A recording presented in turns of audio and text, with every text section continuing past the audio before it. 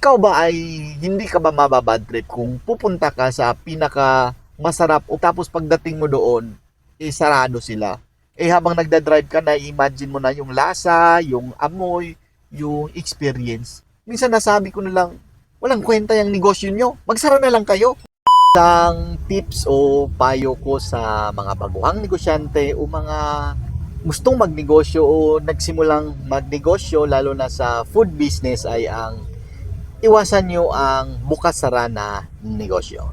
Yo, what's up? Ako nga pala si Jeff Cinco, isang entrepreneur at meron akong 9 years na experience sa pagpapatakbo ng isang negosyo at madami akong kalugian, kapalpakan at mga problema sa pagpapatakbo ng food business. Noong una talaga bilang business owners ay hindi ko to naintindihan na dapat consistent yung pagbukas mo. Kung bukas mo alas 8 ng umaga, bukas ka rin ng alas 8. Kung sara mo naman ay alas 9 ng gabi, sara ka rin ng alas 9 ng gabi. Hanggang sa na-experience ko na may nagreklamo sa page namin noon. Kasi noong nag-start kasi akong mag-business, 2018, ang Di Paris business ko is sa panahong yan is marami kaming negosyong hinahandilan. May business kami sa Pantukan, may business kami sa Jensan. Kaya yung business ko ay madalas naiiwanan.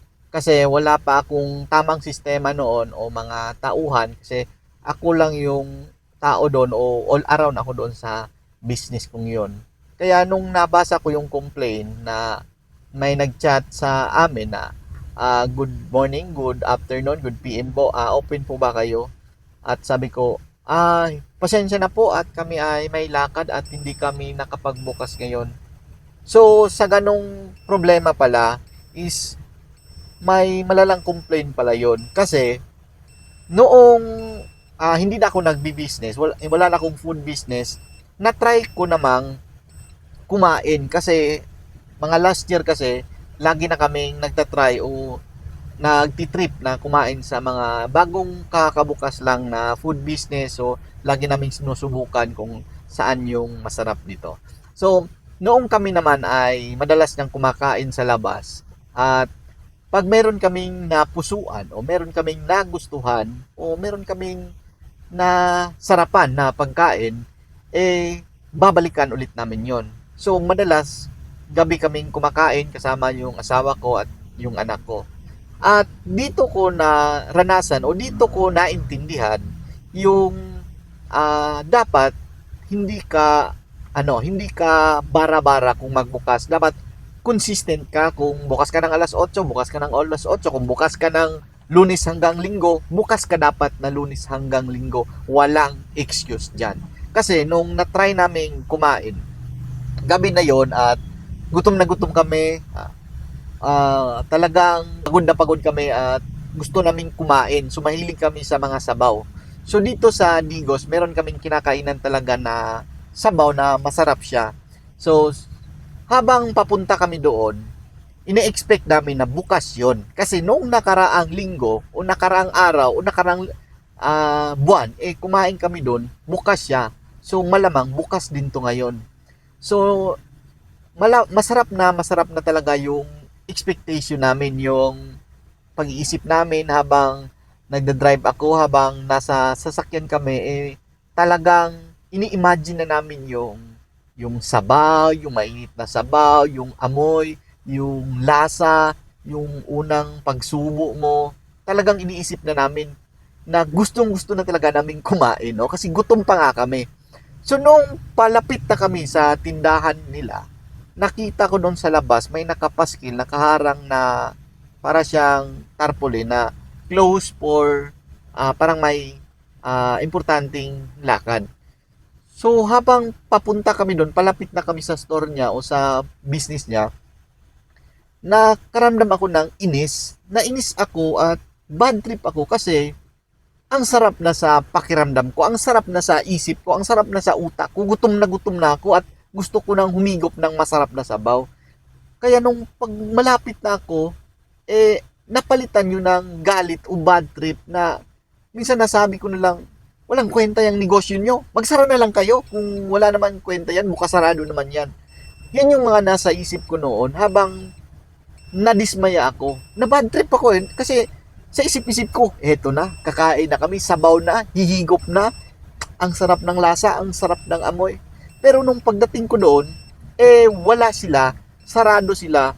Doon ko na intindihan na tayo palang mga business owner o tayong may-ari, dapat wala tayong excuse o wala tayong dahilan para magsara. Kahit na ano pa yung ibenta yan o ano yung okasyon, dapat consistent yung bukas mo ng yung negosyo. Parang ganito din. Ikaw ba ay hindi ka ba mababad trip kung pupunta ka sa pinaka masarap o pinaka best mo na restaurant o fast food tapos pagdating mo doon, sarado sila. Habang nagda-drive ka na, imagine mo na yung lasa, yung amoy, yung experience. Sample natin, pumunta ka ng Jollibee. Yung mga yan is malalaking negosyo na yan. Pero, walang ganun dyan na nagsara sila kasi kulang ng staff, nagsara sila kasi absent yung tao. Consistent talaga yan yung bukas sara nila kasi may sistema na talaga sila. Kaya, maintindihan ko na mababad trip yung mga customer kung yung negosyo mo ay hindi talaga consistent na sarado. Kung sarado, kung bukas, isang linggong bukas yan 24 hours, bukas ka 24 hours dapat. Kaya napapansin ko, yung ibang business, gaya ng SM, sa loob siguro ng isang taon, isang beses ko lang yata yan nakitang sarado. O parang Holy Week lang yata. So, yan din yung sistema nila o yan din yung pinapakita nila o branding nila na ganito kami, bukas kami lagi, bukas kami 8 to 10 PM o parang gano'n, minsan may sale kami.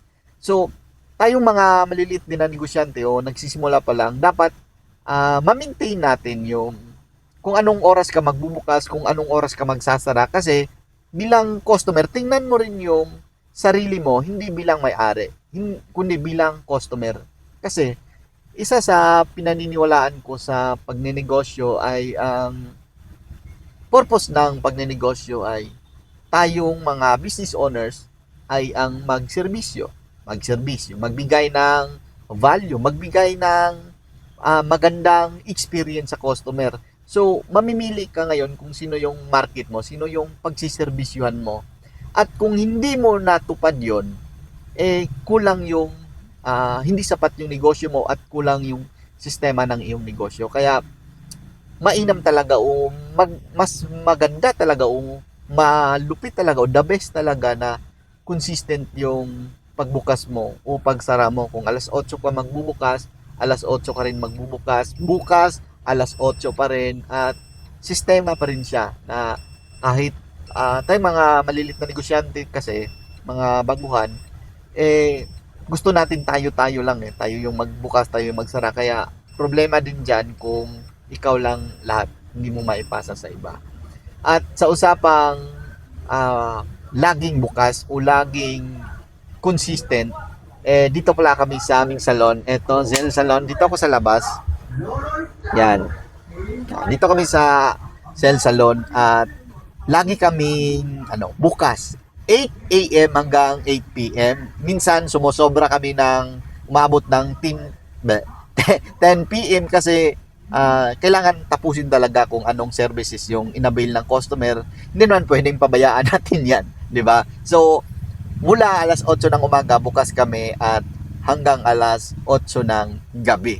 At meron tayong 3 branch. Lahat yan, ganun din yung sistema. Bukas siya alas 8 ng umaga, sarado siya hanggang alas 8 ng gabi. At sana naintindihan nyo yung konting tips ko o payo ko sa mga nagsisimulang negosyo.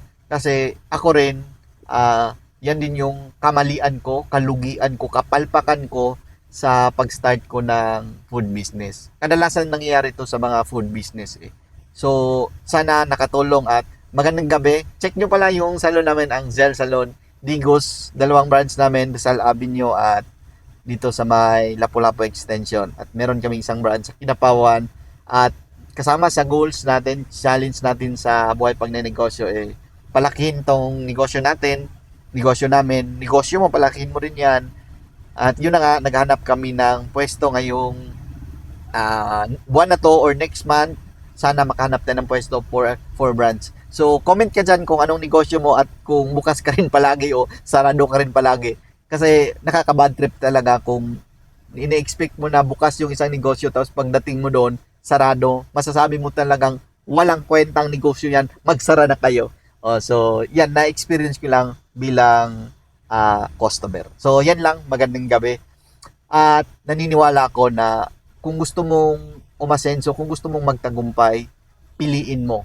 Choice mo yan.